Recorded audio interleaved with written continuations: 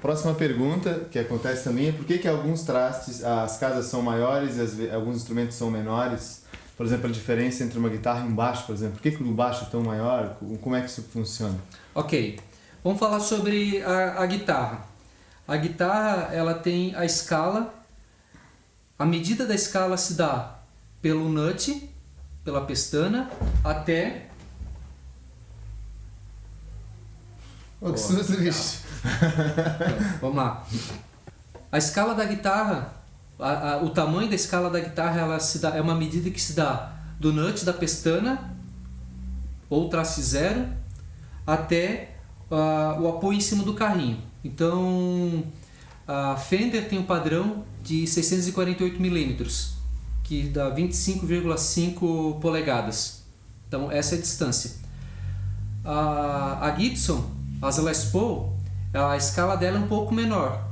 Tem 24, 24,5, 24,75 polegadas, que dá uma diferença de milímetros. Então, por isso que nós temos instrumento com escala menor e maior. E a distância entre o nut e a corda. Por isso que um contrabaixo ele tem 34 polegadas. Além das cordas serem mais grossas, ele tem a divisão das escalas maiores. Então, ele tem 864 milímetros, que são 34 polegadas, 34 vezes 24,5 milímetros, ou 25,4 milímetros, ok? Então, é aí que varia. Então, do traste 0 até a 12ª casa, é exatamente a metade da escala. A 22ª casa é exatamente a metade da 12ª até o carrinho. E assim por diante. E aí vai reduzindo.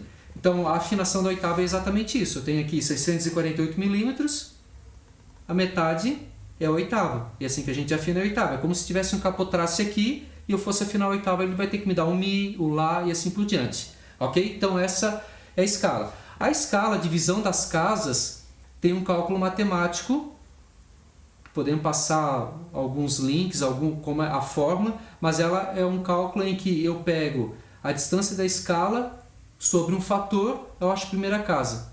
A segunda casa é a distância da escala menos essa distância do traste, do capotraste, do nut até a primeira casa em relação àquele fator, que é a regra dos 18. E assim eu vou fazendo sucessivamente até chegar praticamente num número que teoricamente aqui é infinito, mas como se fosse na 24ª casa. Mas esse é o cálculo, é um fator que vocês pegam o cálculo e vou diminuindo a cada recálculo, eu diminuo a distância que ele vai encontrando e aí ele vai diminuindo as casas.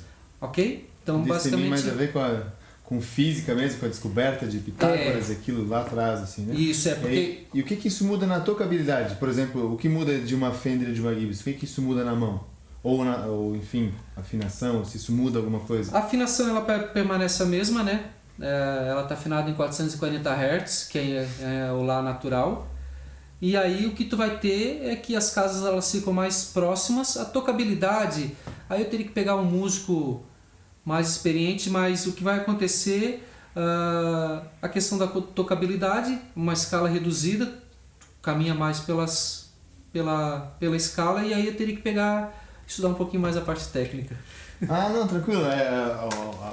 Tem muito a ver também até com o tamanho da mão, pro conforto, pro peso e tal. Isso muda bastante. A preocupação é se mudava alguma coisa ou não, mas já estava conversando aqui antes e tu disponibilizou de repente uma segunda entrevista. Ok. Então, para você que assistiu e ficou com dúvidas, ou surgiram novas, ou enfim, que tem algum questionamento, deixe nos comentários, envia para a gente aqui no YouTube, no Instagram, para nós continuarmos produzindo conteúdo relevante, né? Para não estar fazendo vídeo que às vezes não serve para nada.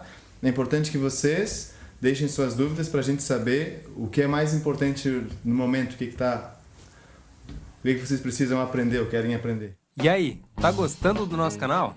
Sabia que você pode melhorar muito o seu aprendizado obtendo nossos cursos completos para iniciante? Se você ficou interessado, o link está na descrição.